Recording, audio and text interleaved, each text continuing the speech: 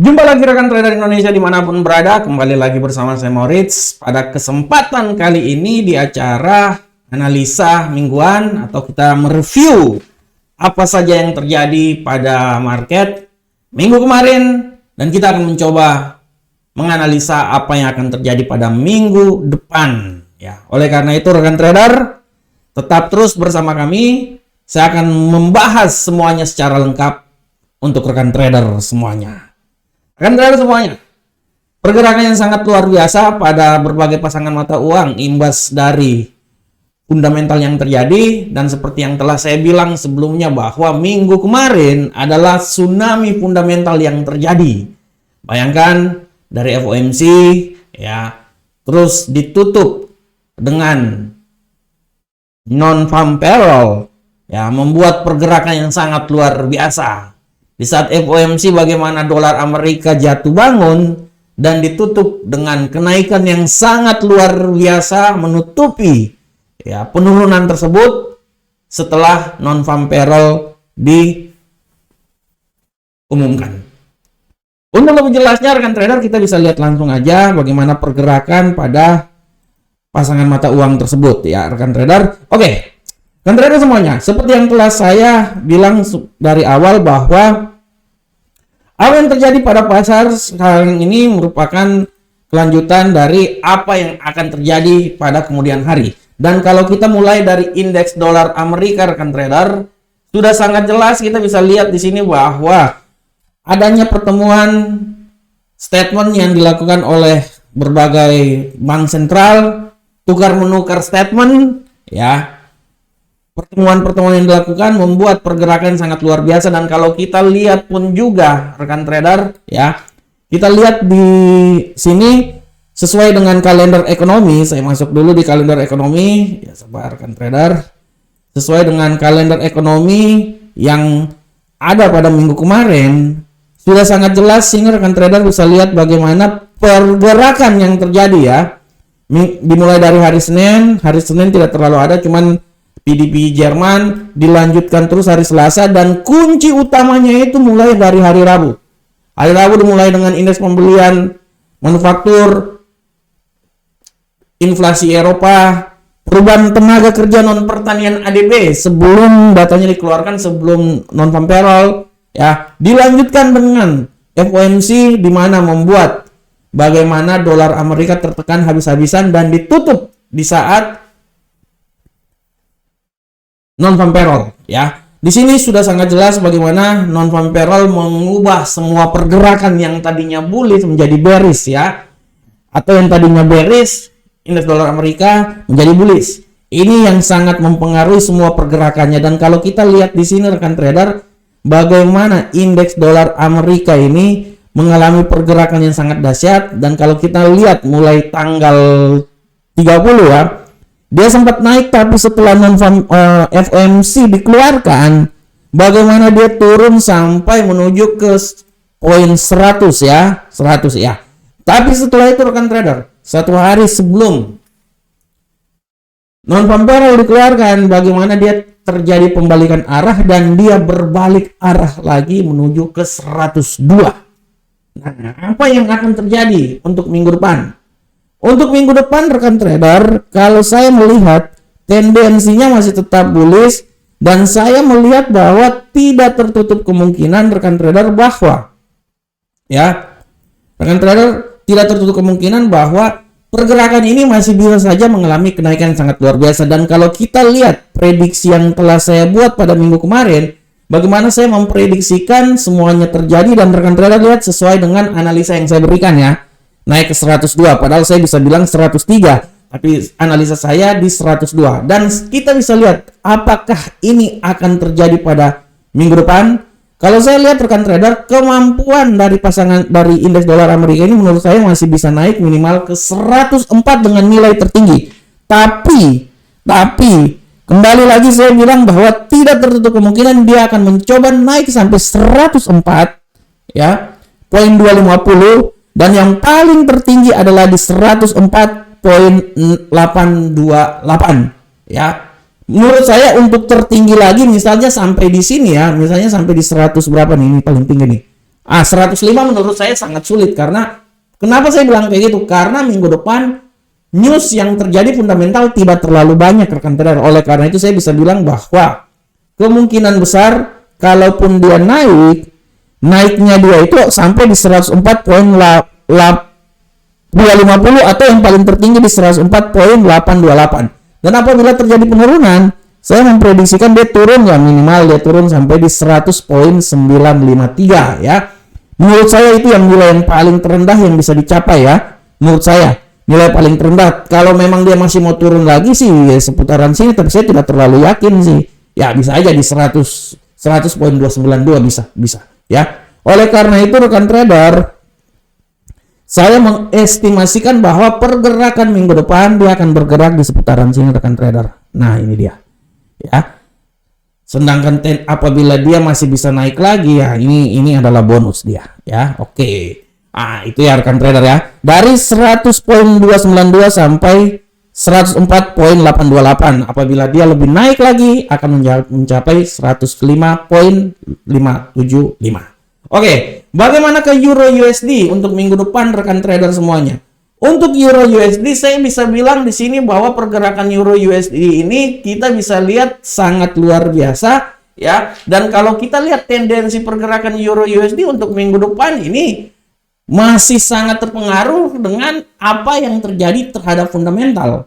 Dan kalau kita lihat untuk minggu depan fundamentalnya tidak terlalu mempengaruhi. Dia mempengaruhi euro banyak, tapi untuk untuk dolar tidak terlalu ya. Dan kita bisa lihat bagaimana pergerakan minggu kemarin seperti yang telah saya estimasikan. Saya estimasikan sudah sangat jelas, ini estimasi saya dia akan menembus poin 1.10231 dan itu terjadi. Setelah itu saya mengestimasikan bahwa dia akan turun. Dengan penurunan paling maksimal itu memang sampai di 1.0772, tapi saya bisa bilang bahwa 1.0759 itu yang paling maksimal. Dan apa yang terjadi? Benar. Prediksi saya 100% benar, dan kita akan lihat bagaimanakah pergerakan untuk minggu depan.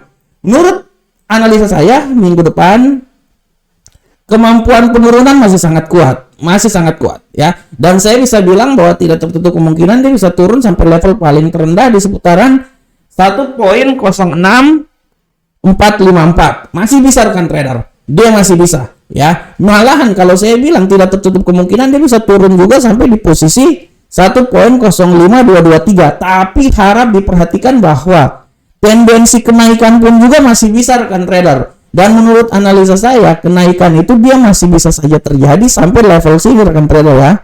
Nah, dia balik arah lagi di 1.09903 ya rekan trader ya. Atau saya bisa bilang kenaikan yang bisa terjadi juga yang masuk dalam logika itu dia bisa sampai di seputaran sini. Nah, sabar saya lihat dulu. Nah, itu dia. 1.1 ya.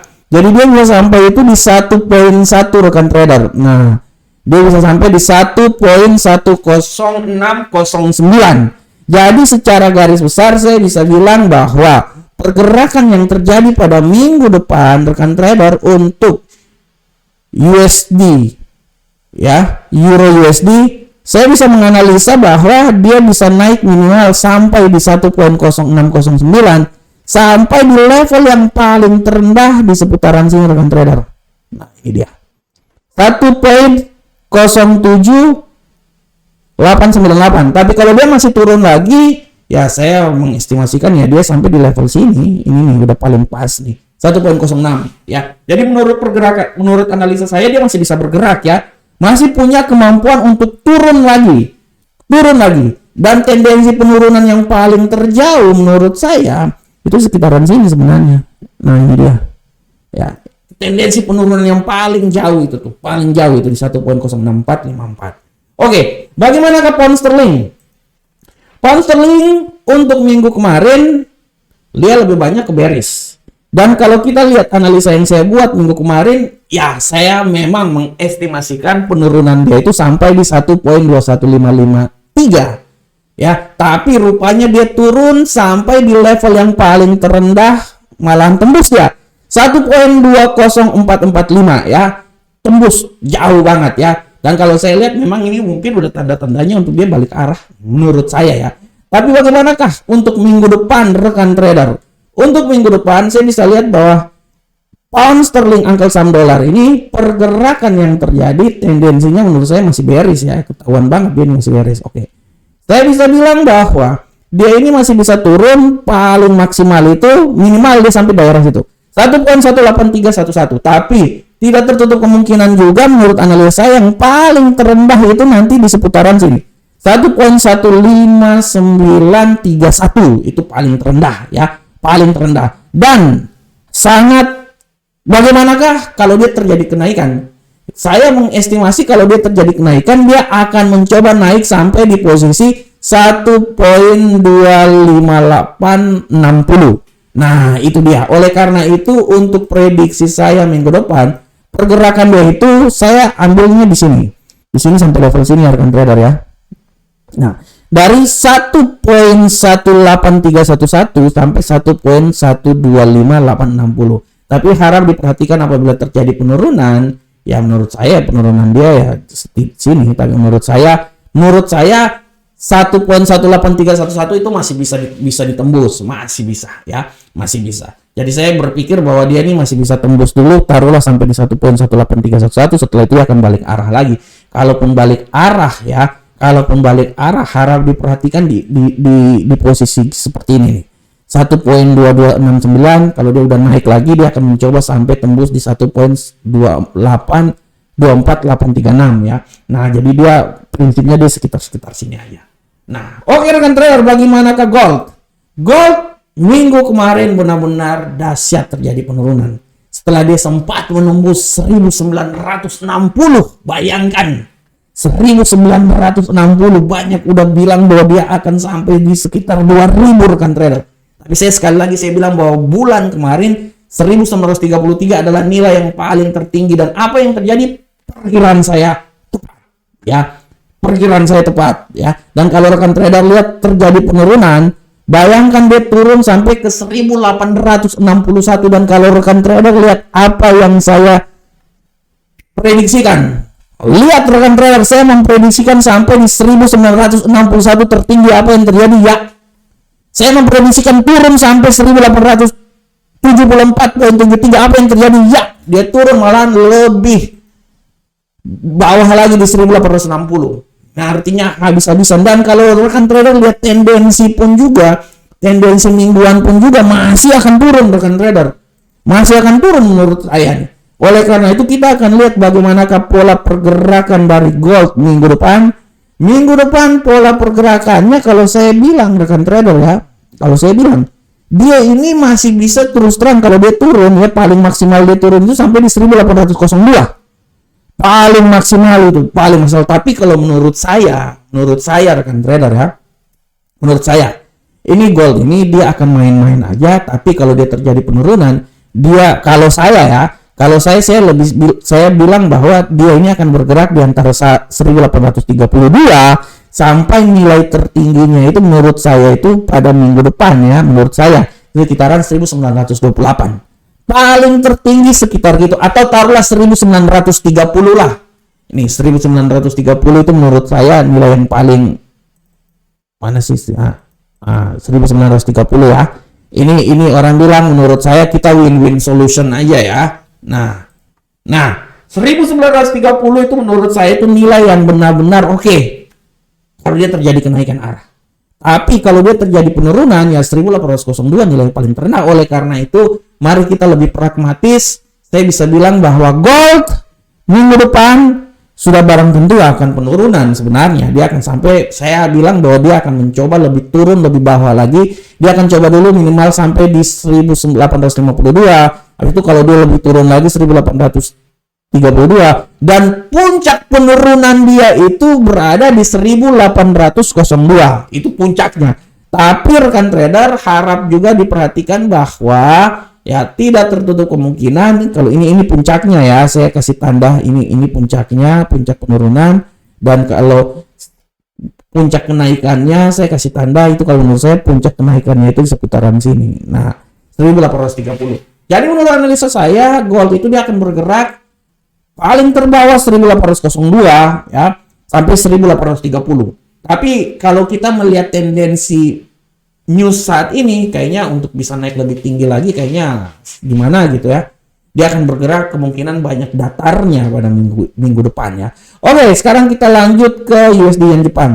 Untuk USD Yen Jepang, rekan trader bisa lihat bagaimana saya menganalisa tepat dari 128.578 sampai nilai tertinggi ya. Saya mencoba nilai tertinggi di 132 tapi dia tidak sampai. Dia cuma sampai di seputaran berapa nih? 131 ya. Bagaimanakah pergerakannya? Kalau kita lihat tendensinya ini masih naik rekan trader. Kalau kita lihat tendensi ya. Oleh karena itu bagaimanakah pergerakan USD Yen Jepang untuk minggu depan? Kalau menurut analisa saya, dia ini masih bisa naik rekan trader. Masih bisa naik. 133.064 menurut saya itu nilai yang masih akan dicapai oleh pasangan ini. Dan kalau terjadi penurunan ya, saya bilang penurunan paling maksimal itu sekitaran 127.094. Itu. Oleh karena itu mari kita pragmatis. Kalau saya pragmatis, saya bilangnya dia di seputaran sini rekan trader. Nah, ini dia. Pragmatis saya, dia akan bergerak antara 127.094 sampai ini saya pragmatis nih ya. Nah, menurut pragmatis saya bilang dia akan coba bergerak dari 127.094 sampai nilai tertinggi menurut analisa saya itu di seputaran 133.064 itu ya. Kalau dia mau lebih tinggi lagi, mungkin dia bisa coba sampai di sini, tapi saya tidak terlalu yakin sih. Nggak terlalu yakin dia bisa naik sampai di sini. Tidak terlalu. Saya berpikir dia cuma sampai di 133 aja adalah nilai yang paling tertinggi ya. Dia akan mencoba main sedikit-sedikit dulu, karena kalau kita lihat pun juga kalender ekonomi pun juga tidak terlalu banyak pada minggu ini yang benar-benar ini ya, benar-benar ekstrim banget. Oke. Bagaimanakah untuk minggu depan kalender ekonominya? Mari kita lihat. Nah, kita lihat di sini untuk minggu depan kalender ekonomi. Harap diperhatikan nanti hari Senin yang sangat luar biasa, palingan di PMI konstruksi ya. Itu aja. Itu yang paling benar-benar ya, tanggal 6. Nah, nanti hari Selasa ini ada pidato Gubernur Sentral Bank.